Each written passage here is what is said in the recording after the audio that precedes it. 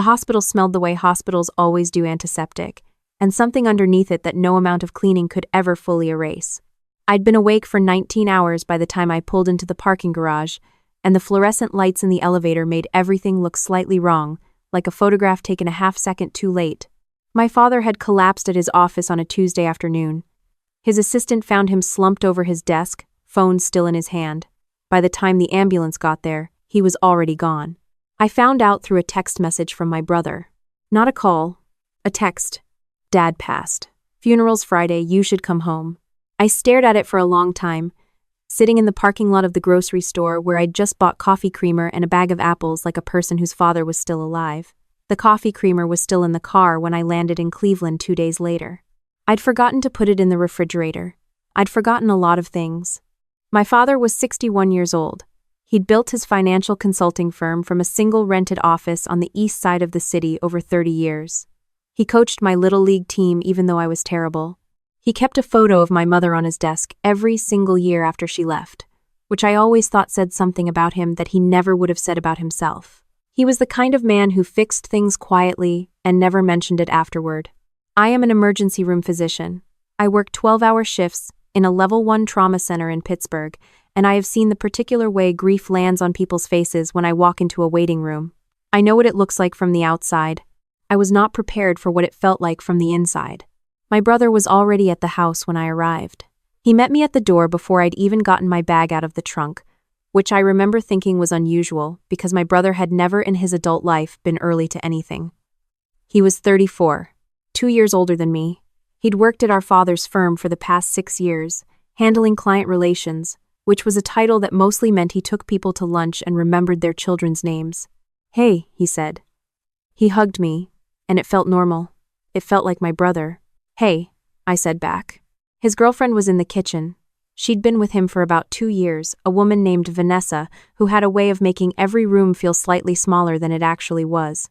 She'd already organized the refrigerator, which I noticed because my father organized his refrigerator a specific way and it was now organized a completely different way. I didn't say anything about it. I thought I was being unfair. I thought I was displaced and exhausted and looking for something to be upset about that wasn't the actual thing I was upset about. The funeral was on Friday. It was October, and cold the way Ohio gets cold in October, which is a different kind of cold than anywhere else I've lived. The cemetery was on the west side. There were more people than I expected. My father had been quiet about most of his life, but apparently not about all of it, because his clients came, and his college roommate flew in from Portland, and 3 of his neighbors stood together near the back and cried in that genuine, unself-conscious way that tells you something real about the person being buried. I wore a gray coat over a black dress. I stood next to my brother. Vanessa stood on his other side with her hand in the crook of his elbow. Afterward, there was a gathering at the house. People brought food. Someone brought a lasagna. I ate a piece of it standing over the kitchen counter and thought about nothing in particular, which is something grief does. It empties you out in the middle of a room full of people, and you just stand there, holding a fork. It was during that gathering that my father's attorney found me. His name was Gerald Marsh. He was in his mid-60s, silver-haired, with the kind of permanent calm that comes from spending decades in rooms where people are at their worst. He'd handled my father's legal work for almost 20 years. I had met him twice before, once at a Christmas party when I was in college, and once when my father had updated his will about 4 years ago. He didn't announce himself. He just appeared at my elbow near the back hallway, holding a glass of water he never drank from, and said, "Claire, when you have a moment." "Now is fine," I said. He glanced toward the living room, toward my brother, and then back at me. "Not here," he said. "There's something I need you to see. Can you come to my office tomorrow morning?" I looked at him. His expression was careful in a way that felt deliberate, the way a person looks when they are working very hard to keep their face from saying what their face wants to say. "What is it?" I asked. "Tomorrow," he said. "Please. And Claire, don't mention this to your brother." He left before I could respond. I stood in the hallway for a moment, and then I went back to the lasagna, and I did not sleep at all that night. Gerald's office was downtown, on the 14th floor of a building that had probably been impressive in 1987. I got there at 8:50 in the morning, 10 minutes early, and sat in a waiting area with leather chairs and a bowl of mints on the side table. He brought me into his office and closed the door and sat across from me, and folded his hands on the desk the way people do when they are about to say something they have rehearsed. Your father called me, he said, 3 weeks before he died. I didn't say anything. He'd become concerned about certain irregularities. In the firm's accounts, he paused. And in his personal accounts, what kind of irregularities? Gerald opened a folder on his desk and turned it toward me. It was a series of bank statements, printed and highlighted in yellow. I am not a financial person by training, but I know how to read numbers, and what I was reading was a pattern of transfers small at first, the kind of thing that could look like a rounding error and then progressively larger. Over 14 months. Totaling, when I added the highlighted figures in my head, somewhere just over $240,000. All of them authorized under my brother's login credentials. I sat back in the chair. The leather made a small sound. Outside the window, 14 floors down, someone was honking a car horn. He knew? I asked. He suspected. He asked me to look into it quietly before he confronted anyone. Gerald's voice was even. He was protective of your brother. You know how he was. I did know how he was. I knew exactly how he was. He was going to speak with him the week he died, Gerald said. He had an appointment scheduled here, in this office, to review everything and decide how to proceed. He never made it. My father's death had been ruled a cardiac event. He had a history of high blood pressure and had been on medication for his cholesterol for years. The ER physician who saw him, I had read the report, because I am a physician. And I know how to request records. And I needed something to do with my hands in the days after he died had found nothing inconsistent with a natural cardiac event in a man of his age and health history. I asked Gerald one question. Was there an autopsy?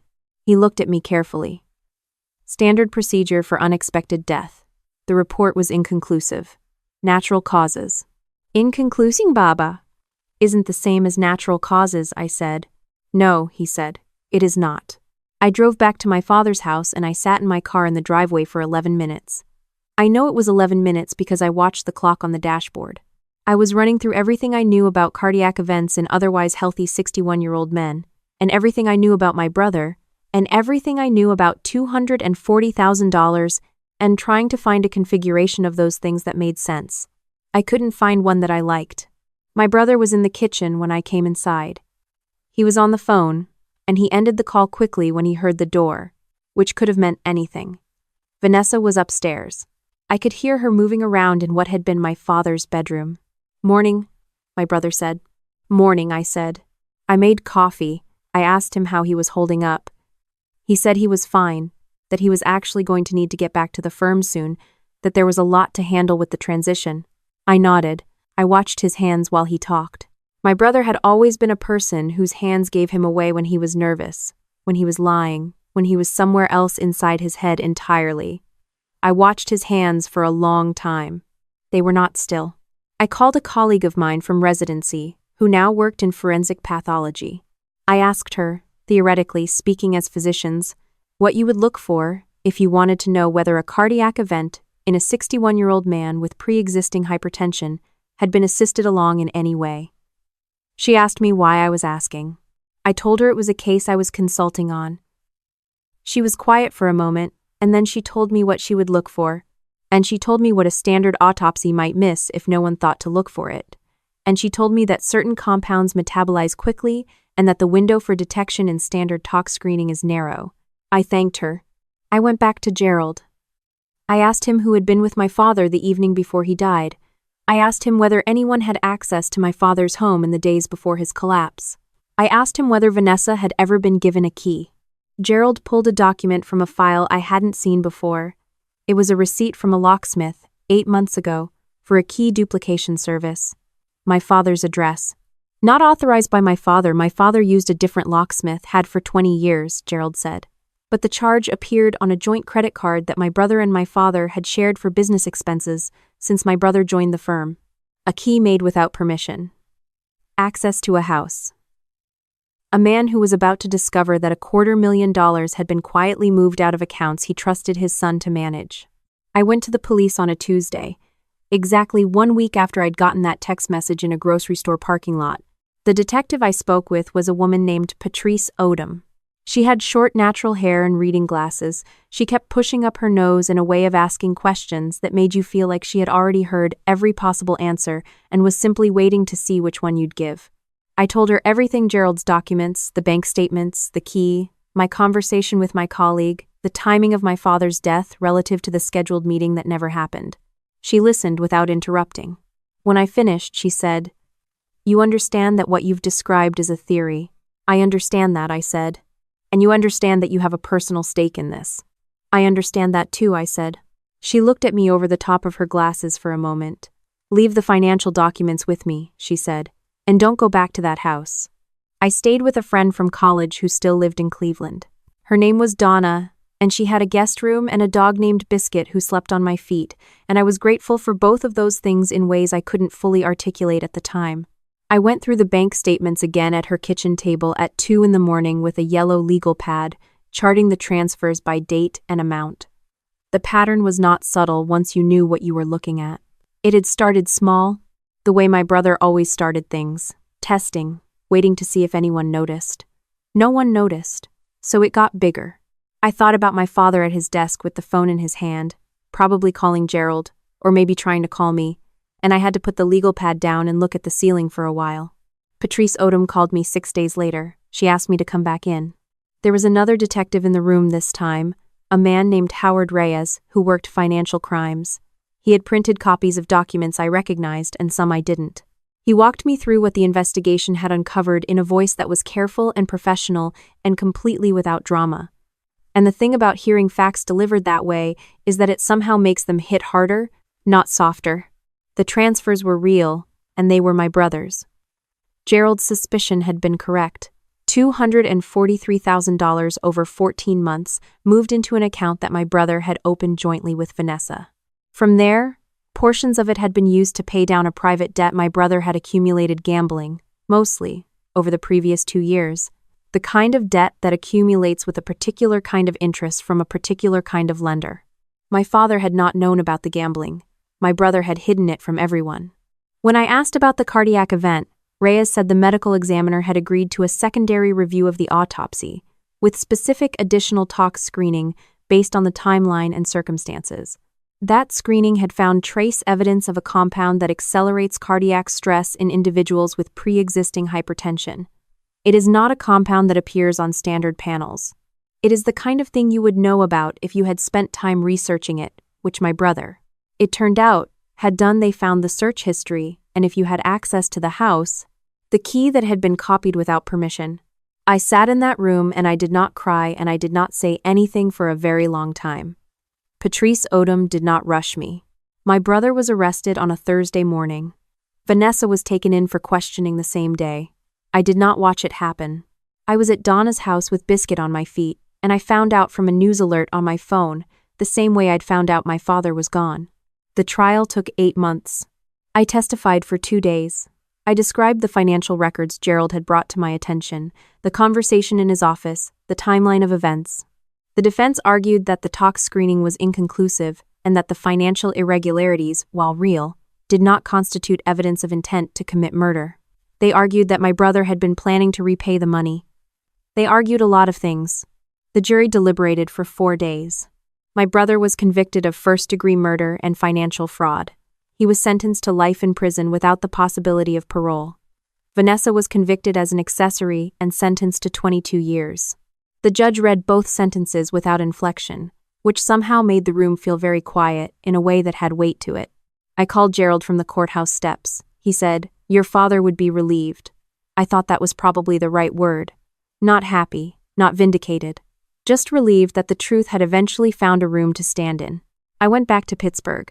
I picked up a shift in the ER the following week because I needed to be somewhere that required me to be useful, and the ER requires that in ways that don't leave much room for anything else.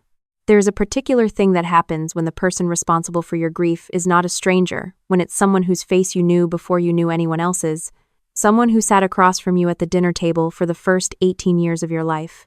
The anger is not clean, the relief is not clean. Nothing about it is clean.